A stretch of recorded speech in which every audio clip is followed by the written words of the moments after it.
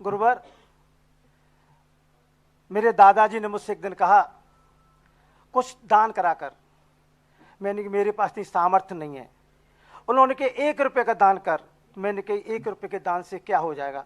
बोल कुछ बोना तो सीख। तो मैंने उनकी बात को माना। बोले जैसे प्रतिदिन आप भोजन करते हो, व्यापार करते हो, पानी पीते हो, उसी प्रकार प्रतिदिन दान करना चाहिए। तो मेरा प्रश्न है महाराज जी, मनुष्य के जीवन में दान का कितना महत्व और कितनी महिमा है, इसका विस्तार से बताएं। आज जो कुछ भी तुम्हारे पास है ये सब दान की ही फसल है। शास्त्रों में स्पष्ट लिखा है, कितनी भी मेहनत कर लो, कितना भी पुरुषार्थ कर लो, पुरुषार्थ तो सभी लोग करते हैं, लेकिन पूर्व में यदि आपने कोई ना कोई दान नहीं दिया होता तो आपको 1 कौड़ी भी मिलने वाली नहीं। रावण को आप क्या समझते हैं? रावण का अतीत उठा के देखो, ऐसे ही सोने की लंका नहीं मिल गई। अतीत में उसने किमिक्षक दान दिए हैं। किमिक्षक यानी जो दरवाजे आएगा, जो मांगेगा वो दूंगा, प्राण मांगेगा तो प्राण भी दे दूंगा। ऐसे किमिक्षक दान कई दिनों तक दिया है, तब वो सोने की लंका मिली।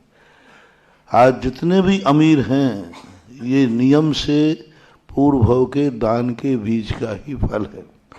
इस संबंध में हम पूज्य आचार्य महाराज का एक संस्मरण सुनाए देते कि एक गरीब आदमी, बहुत जैसे तुम्हारे पिताजी ने कहा ना कि 1 रुपया दो, आचार्य से सामने एक बहुत गरीब व्यक्ति, बहुत जिसके कुछ भी खाने को नहीं था, बस यही सोच रहा था कि बस मरना है हमें, और पूरे परिवार ने सुसाइड करने की सोच ली, क्योंकि कुछ खाने को है ही नहीं, कोई नौकरी नहीं, मजदूरी कुछ नहीं, सब तरफ से हताश हो गए। वो आकर के हम लोगों के पास आए, हम उस समय बहुत क्षुल्लक थे। तो महाराज आए, बोले महाराज जी हमारी ऐसी दशा है। तो हम लोगों ने आचार्य उन्होंने कहा कि देखो दशा से डरना नहीं, सब अच्छी तरह बता देना, नहीं तो आचार्य श्री टालने में बहुत माहिर हैं। हम लोगों ने उसको पढ़ा दिया। उन्होंने कहा देखो आचार्य श्री कहेंगे तो अच्छे से बोलना, डरना नहीं, पूरी बता देना जो कमियां हैं। कहते ना हमारे पास कुछ भी खाने को नहीं है, रहने को नहीं है, कुछ नहीं है, अच्छे से बोलना, अच्छे से। आचार्य श्री नियम से कुछ ना कुछ उपाय बताएंगे। हम लोग बिल्कुल अभी नए नए दीक्षित ही थे, तो उसको बहुत अच्छी तरह पढ़ा लिखा कर आचार्य श्री पास ले गए। और हम लोगों ने सुना था कि आचार्य श्री किसी को आशीर्वाद देते नहीं और कोई भी धन दौलत का देते नहीं। हमने कि आज देखते हैं कैसे नहीं देते, इतने कठोर तो नहीं हो सकते। उसको आगे करके बैठा दिया, सब बता दूं आचार्य श्री को। आचार्य श्री उसकी कथा सुनकर आंखें डबडबाई थोड़ी उनकी। अच्छा ऐसी हालत है महाराज जी, बिल्कुल यही हालत है कि अब जिंदा रहने लायक भी स्थिति नहीं है। हमने कहा बस अब कोई ना कोई मंत्र निकलने वाला है, लक्ष्मी यंत्र, कोई आशीर्वाद देंगे, पीछे उठाएंगे कि लो मेरा आशीर्वाद है, सब ठीक हो जाएगा, मरो मत। तो वो तो कुछ बोले नहीं। फिर वहाँ बहुत सारे सेठ लोग बैठे थे, तो हमने सोचा सेठ लोगों से कह देंगे भैया इसको थोड़ा थोड़ा करके दे दो। दूसरा प्रश्न हमने ये सोचा था कि आचार्य से या तो आशीर्वाद देंगे, कोई मंत्र दे देंगे, और या किसी से सबसे थोड़ा थोड़ा पैसा दिला देंगे। आचार्य से 2-3 बार अच्छा ये हालत है, ये हालत है। आचार्य जी को बिल्कुल अंदर से द्रवीभूत हो गए। फिर बोले धीरे से देखो ऐसा करो,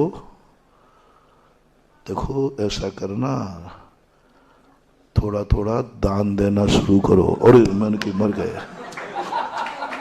देवी फिर दिनों की मारी, पंडा कहें सीधो लाओ। यहाँ वो आया तो सहायता के लिए है, और उससे कह दिया दान। हम लोगों का, अब नए नए लोग थे, अब लौकिक शिक्षा में पढ़े हुए थे। मैंने कहा ये साधुता तो ठीक नहीं।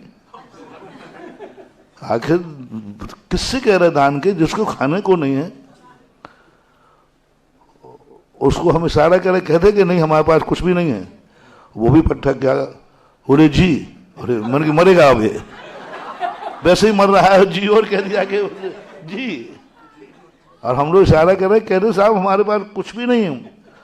राजा कहने देखो जितना हो थोड़ा देना, जितना तुम्हारे पास आवे उसमें से कुछ ना कुछ दान देना शुरू करो, सब ठीक हो जाएगा। और उसने नमोस्तु किया और उठ गया। और बाहर पर हम लोग गए, तूने जी कैसे कह दिया है, क्या है तेरी बात? बोले गुरु ने कहा है तो अब जो भी दिन भर में आएगा मिलेगा वो दान दूंगा। मैंने कहा जा, तुम्हारे कुछ नहीं होना, फैलोगे, सब योजना फैली कर दी तुमने। वो व्यक्ति मान के चला गया। जाते ही उसको थोड़ा थोड़ा काम मिलना शुरू हो गया, और वो जो भी कमाता था उसमें से 10% दान दे देता था। 10%, जैसे मान लो 100 रुपये आए, 10 रुपया दान में देने लगा। 6 महीने बाद वो आया, हम लोग मुक्तागिरी का विहार कर रहे थे, 81 की बात है, 80 की बात है, 80 की। और उस समय वहाँ जाकर के वो एक गाँव वहाँ आया, वही परिवार था, व्यक्ति था। अब तो कपड़े भी अच्छे पहने था, चेहरे भी रौनक थी। मैंने कहा ये इसका तो कुछ, अब वो इस बार हम लोगों की तरफ वो आया ही नहीं, अरे अब तो डायरेक्ट हो गया। अरे मैंने कहा ये तो, और पहले दिन हम लोगों को, पहले हमें ले गया, हम लोगों को ले गया, हम ले गए क्षमा सारी, सब लोग गए थे साथ में उसके। मैंने कहा आज तो ये देख ही नहीं रहा इधर, अब तो डायरेक्ट पहुंच हुई ना उसकी। पर हमने कहा चलते इसके पीछा करते, क्या किया, और जाके कहा जैसे मेरे बहुत अच्छे दिन हो गए, बहुत बढ़िया हो गया, हम आपका आभार मानने आए हैं कि अब हम नहीं मरेंगे, और हमारा धंधा भी बैठ गया है, सब परिवार हो गए, सब आज ऐसे कहते देखो वो दान देना नहीं भूलना, और अच्छे दिन आ जाएंगे। तब जाकर के पता चला, फिर आचार्य सिंह ने कहा देखो तुम लोग किस लिए आए थे, कि आशीर्वाद दे दूं? आशीर्वाद में दम होती तो हम सारे भिखारियों को देते रहते। आशीर्वाद अमीर बनने के लिए नहीं दिया जाता, आशीर्वाद अमीर बनने का रास्ता बताने के लिए दिया जाता है। और वो इतना अच्छा, आज की हालत उसकी है कि वो करोड़ों का दान देने के लायक बन गया, पंचकन्या का सौधर्मंद बन गया, 5 करोड़ की बोली लेकर। क्या उसके दिन आ गए, उसके सब कुछ हो गया, आज भी वो दान दे रहा है। तो महानुभाव जो आपके पिताजी ने कहा वही हमारे पिताजी ने कहा, हमारे पिताजी गुरुजी ने कहा बिना दान के कभी अमीर हो नहीं सकता। और जो धनवान है यदि वो दान नहीं दे रहे हैं तो नियम से उनका दिन गरीबी में आएगा। बताते हैं कि कितने ही धन आ जाए, यदि दान नहीं दिया जाए तो कुबेर के भी गरीबी के दिन आ जाते। जैसे किसान यदि बोवे नहीं, किसान यदि बोवे नहीं और जो फसल आ जाए उसको कब तक खाएगा? 1 साल 2 साल। यदि बीज नहीं बोया तो स्थिति होगी। इसलिए आप आज संत के माध्यम से सारे जगत के लिए मेरा संदेशा है कि गरीबी दूर करने का कोई उपाय नहीं है, मात्र एक उपाय है, गुरु मंत्र है, दान देना शुरू करो। चाहे 1 रुपया से शुरू करो, कम से करो, दान ही है। और जो अमीर चाहते हैं कि हम सदा अमीर बने रहें तो वे अपनी अमीरी में से दान दें, तभी ये फसल किसान के समान। चक्रवर्ती के लिए कहा ना, ज्यों चक्री स्यों सुख करे धर्म विसारे नाही, ज्यों किसान जग माही बीज राख फल भोग वे, ज्यों किसान जग माही त्यों चक्री सुख नृप करे धर्म विसारे नहीं। पंडित जी शायद ध्यानत राज जी की पंक्ति। बीज राख फल भोग वे, ज्यों किसान जग माही, जैसे किसान बीज को सुरक्षित करके शेष अनाज को भोग करता है, खाता पीता है, इसी प्रकार चक्रवर्ती वज्रनाभि चक्रवर्ती की है।